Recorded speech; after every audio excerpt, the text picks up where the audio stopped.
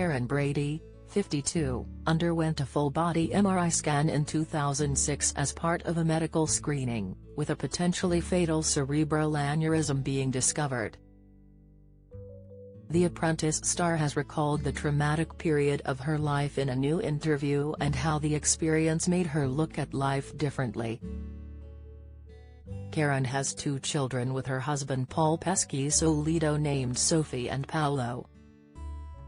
In 2006, Karren was told by doctors she had a potentially fatal cerebral aneurysm.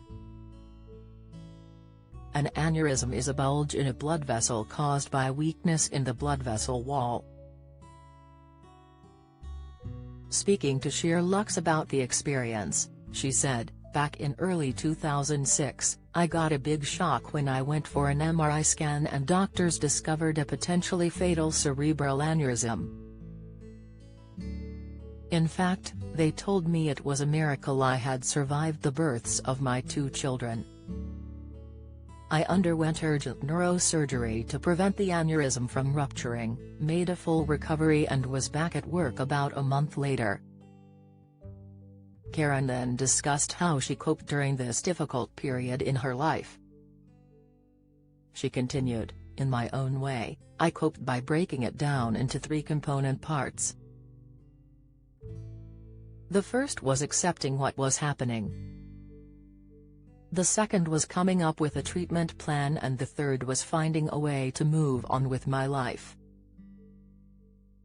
I didn't tell many people what was really happening. I didn't want to be weighed down by their sympathy, but it did make me realize life was short."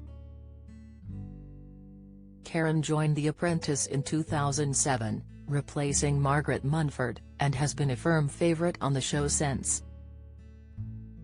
She is also known as the first woman in football, as she joined a male-dominated boardroom as the managing director of Birmingham City FC. At the age of just 23, she is now the vice chairman of West Ham United FC and carries on to lead women in business. Speaking to The Times about her early career, she said, "Women were not allowed in the boardrooms of football. I was the first woman to come along and say, this is not acceptable. The difference between when I was carving out my career and today is that, back then, people didn't see it as sexism to chant things at you, to say things to you, to ask you as a woman in the meeting to take the notes or make the tea and the coffee." She continued, "It was just an unconscious bias that men were in charge and women were very subservient, and I had to spend a lot of my time pointing out the fact that everybody should be dealt with equally." The businesswoman is currently partnered with Simply Business and is offering mentoring sessions for female entrepreneurs to improve their skills and confidence in business.